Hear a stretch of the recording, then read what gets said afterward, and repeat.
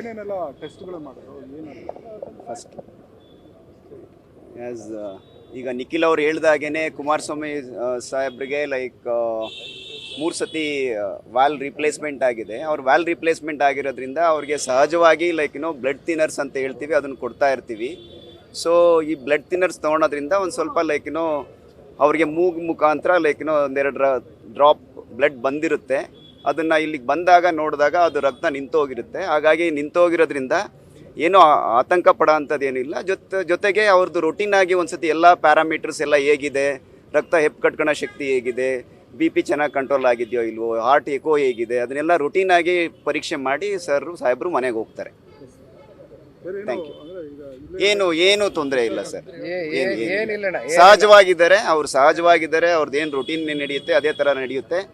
ನಿಖಿಲ್ ಅವರು ಹೇಳಿದಾಗೆ ಏನಾದರೂ ಬೆಳಗ್ಗೆ ಶೆಡ್ಯೂಲ್ ಒಂದು ಸ್ವಲ್ಪ 1-2 ಗಂಟೆ ಲೇಟ್ ಮಾಡ್ಕೋಬೋದು, ಅಷ್ಟು ಬಿಟ್ಬಿಟ್ರೆ ಅವ್ರದ್ದು ದಿನನಿತ್ಯ ಸಹಜವಾಗಿರುತ್ತೆ.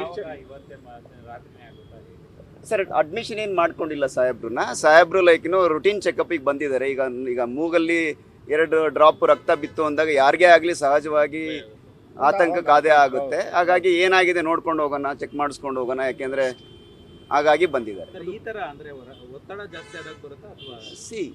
ಎಲ್ಲರಿಗೂ ಸಹಜವಾಗಿ ಅದನ್ನೇ ನಾವು ನಿಮ್ಮೆಲ್ಲರ ಮುಖಾಂತರ ಹೇಳ್ಕೊಳೋದಿಷ್ಟೇ, ಆರೋಗ್ಯಕ್ಕೆ ಪ್ರಾತಿನಿಧ್ಯ ಕೊಡಬೇಕು. ಅದನ್ನು ಅವ್ರಿಗೂ ಗೊತ್ತಿದೆ, ಅವರು ಸಾಕಷ್ಟು ಒತ್ತು ಕೊಡ್ತಾ ಇದ್ದಾರೆ. ಬಟ್ ಎಲ್ಲವುದು ಬ್ಯಾಲೆನ್ಸ್ ಮಾಡ್ಕೊಂಡು ಹೋಗ್ಬೇಕು. ಈಗ ಏನಂತಂದರೆ ನಿಮ್ಗೆಲ್ಲರಿಗೂ ಗೊತ್ತಿರೋ ಹಾಗೆ ಲೈಕ್ ಸಾಹೇಬ್ರಿಗೆ ಮುಂಚೆ ಒಂದು ಸತಿ ಸ್ಟ್ರೋಕ್ ಆಗಿತ್ತು. ಆಮೇಲಿಂದ ನಾವು ವಾಲ್ ರಿಪ್ಲೇಸ್ಮೆಂಟ್ ಆದಾಗ ಅದಕ್ಕೆ ಸ್ಟ್ರೋಕ್ಗೆ ಜಾಸ್ತಿ ರಿಸ್ಕ್ ಜಾಸ್ತಿ ಇರುತ್ತೆ. ರಿಸ್ಕು ಮತ್ತು ಬೆನಿಫಿಟ್ನ ವೆಯ್ ಮಾಡಿದಾಗ ನಾವು ಬ್ಲಡ್ ಥಿನ್ನರ್ಸ್ನ ಇಟ್ಕೊಂಡೇ ಇರಬೇಕಾಗುತ್ತೆ, ಕೊಡಲೇಬೇಕಾಗುತ್ತೆ. Okay, thank you. News First ನಿರ್ಭೀತಿಯಿಂದ ನಿಮ್ಮ ಪರವಾಗಿ.